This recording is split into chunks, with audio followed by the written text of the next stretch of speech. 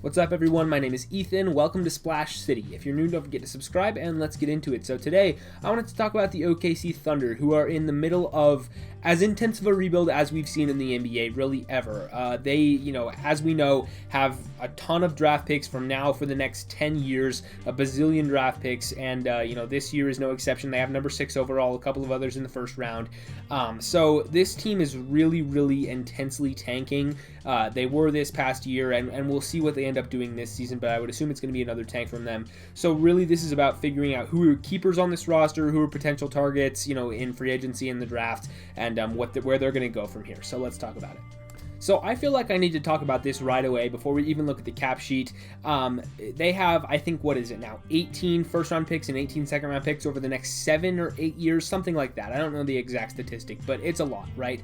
This year specifically, they have 3 in the first round and 3 in the second round. They have number 6, number 16, number 18, number 34, number 36, and number 55. So 6 picks in this year's draft will be the Thunder, and who knows if they'll keep them all. They have a lot of ammunition if they want to make a trade. They landed at number 6 in the lottery, so they kind of got a little unlucky there considering they, had a worse record than that. But they do, the 6th pick is an interesting spot here because a lot of people are kind of viewing this as a 5-player draft. I don't know I necessarily agree with that, but there tends to be 5 people that people think are going to go off the board in the first 5 picks, and that is Cade Cunningham, Evan Mobley, Jalen Green, Jalen Suggs, and Jonathan Kuminga are going to be the first 5 names called, at least according to a lot of people. So that leaves the Thunder at number 6 with a couple of options. A lot of people have them taking Scotty Barnes there. You could potentially see a guy like Moses Moody rising up draft boards. Maybe Franz Wagner or James Bouknight. There's a lot of options out there for them at number 6. Maybe if they want to trade up, we've heard that Cleveland and Toronto might be interested in trading down. OKC, if they really like one of those prospects that's up a little higher, they could definitely beat any other offer to move up the draft board a couple of spots. So if they really, they decide they really like a guy like Jalen Green, Jalen Suggs, Kuminga, whoever it is, even Mobley, I feel like they could potentially make an offer to move up there in the draft and select whoever they would like. So we'll see what they do this year, whether they would rather take a more raw prospect or somebody who's more ready to contribute now. I have no idea. But number 6 is a very interesting spot for the Thunder. They also have picks, like I said, right after the lottery, number 16 and number 18. Those could potentially both be used in trades or just drafting. This is a strong draft so that you can get some nice talent there in the middle of the first round. And so I would assume that the Thunder are going to be, doing their due diligence and making sure that they make the right draft decisions because this is a big one for them.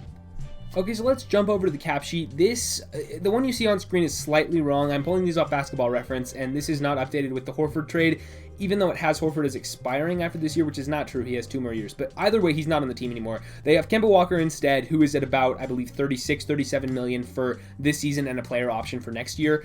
So Kemba Walker has a couple of years there, and then Moses Brown is no longer on the team, but, he's just down there at the bottom. And I think he has a couple of years left on his deal as well. So I don't know why Basketball Reference has it formatted like this. This is not entirely correct. Just remember Kemba Walker rather than Al Horford. Beyond that, they're not paying anybody. Shai Gilgeous-Alexander still on his rookie deal. He's up for an extension this offseason. I assume they'll give it to him. He probably gets the max rookie extension, maybe a little bit less than the max, but I think he's probably worth a max there. And there has been a couple of rumors about them trading him out there. I wouldn't do it if I was OKC. I understand that he's, 22, 23, and might be, as weird as that is to say, it might be a little outside of their timeline just because they're trying to go so young. But he's just such a good player, and he still, I think, fits what they're going to be trying to do, getting back into contention in a couple of years here. So I would assume they'd want to keep him. Maybe if there's a great offer out there for him, but you don't need more picks. So you might want to trade him for a veteran, but honestly, he can produce on the court just as much as any other veteran can. So Shai Gilgeous-Alexander is a guy who I think they're going to want to hold on to. I don't know where the trade rumors are coming from, but to me that doesn't make much sense. Gabriel Deck is, a guy out of the Euro League. He's mostly non-guaranteed and then a team option in a couple of years. I think they'll probably hold on to him. He hasn't really proven much in the NBA yet, but there's a reason they signed him to a multi-year deal. I'd expect they'd keep him around. Tony Bradley's going to be a free agent. He is going to be restricted coming off the end of his rookie deal there. He could get a nice extension, only 23 years old. He actually improved a lot this year. I didn't love him when he was with the Jazz. He was a guy who I had watched a lot in the Jazz Summer League when I was going to those in person before, everything happened in 2020. But I had seen Tony Bradley play in Jazz Summer League a couple of times, didn't really love him then. But I thought he made a lot of progress this year with Philly and then with OKC. So I think he's a guy that I'll probably want to hold on to. An extension for him probably wouldn't cost too much, so it's not the end of the world there. Pokusevski, Darius Bazley, Ty Jerome, all still on those rookie contracts. None of them are up for extensions quite yet, and I think those three are all, fine guys to keep around. They're part of this young core. They fit the timeline there. Potentially you could see them throwing maybe Bazley or Jerome into a trade if you have to make something happen. But Pokusevski's a guy who is obviously a very raw prospect and needs a lot more time before you really know what you have there. Showed some flashes this year at only 19 years old. So I think they'll hold on to Pokusevski for sure. But Bazley and Jerome you could foresee maybe being thrown into a trade, but I doubt it. Moving on down, Mike Muscala is also a free agent. I was a little surprised they didn't end up trading him or buying him out at some point. I believe this was his second year with the team, and I'm surprised he's stuck there this long. Muscala, I doubt he's coming back. I would assume he would go sign with a contender. He can actually shoot it quite a bit. Nice shooter. He kind of showed what he can do as a guy who got a larger role on this team than he would have gotten anywhere else when he was in the lineup. Obviously they rested him a lot because it's just what the team did this year, rested veterans.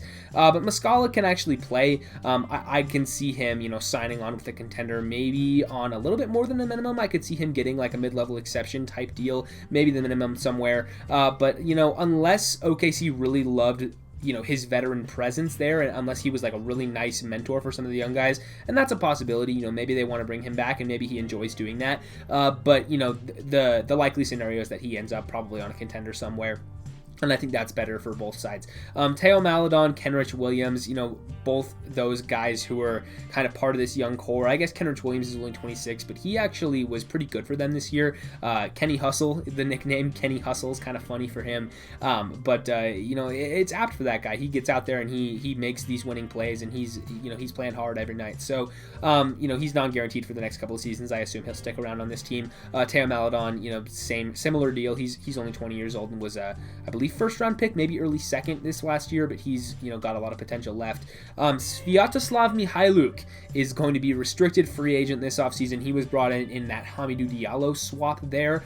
We'll see if they want to bring him back. He is only 24. He feels like he's kind of been around a while, but only 24 years old.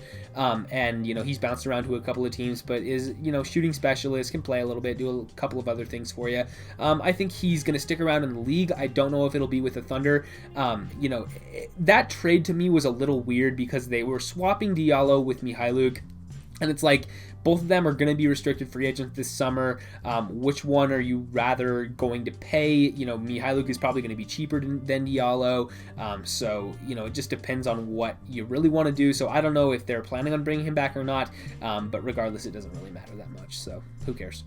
Lou Dort and Isaiah Roby, both non-guaranteed for the next couple of years. I was shocked when they signed Dort to the deal that they got him on, because he was, undrafted, kind of came out of nowhere, and really showed up in the bubble in the playoffs last year, and then they were able to sign into an extension for, a couple of seasons on non-guaranteed, under the minimum salary here.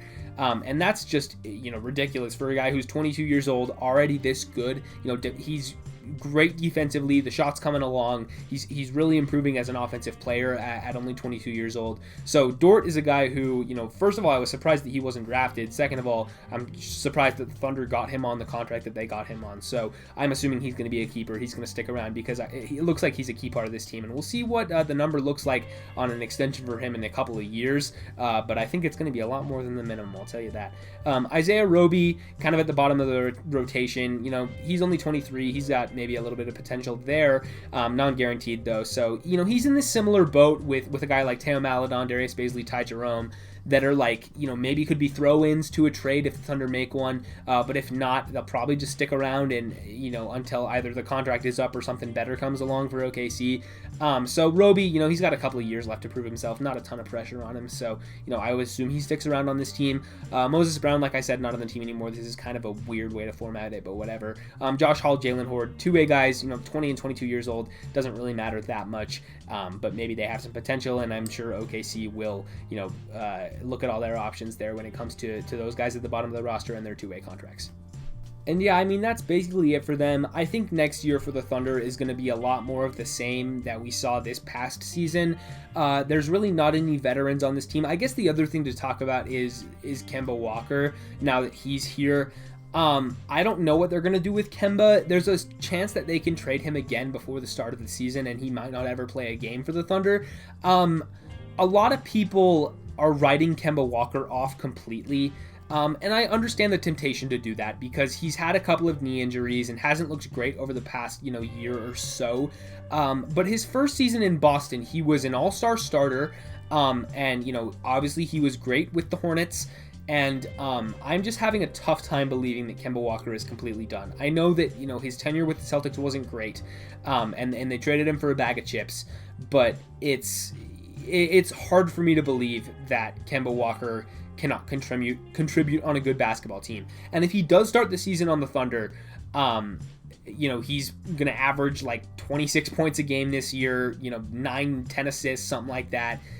He's going to play a lot. He's going to be the guy, lead ball handler. I mean, him and Shai, I guess, will split those minutes. And, maybe you trade him at the deadline and get something, more picks back for him.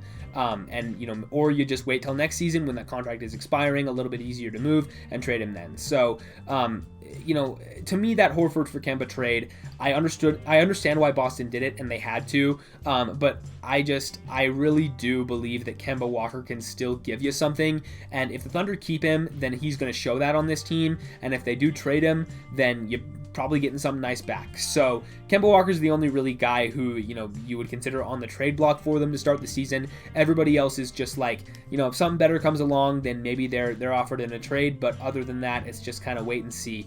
I'm assuming they're going to make some moves in the draft, potentially trading up or maybe trading for, a younger player with some of their picks. Guy who's already on the roster, because you can't use all these picks, right? That's the thing with the picks, is you have 18 first-round picks over the next 8 years.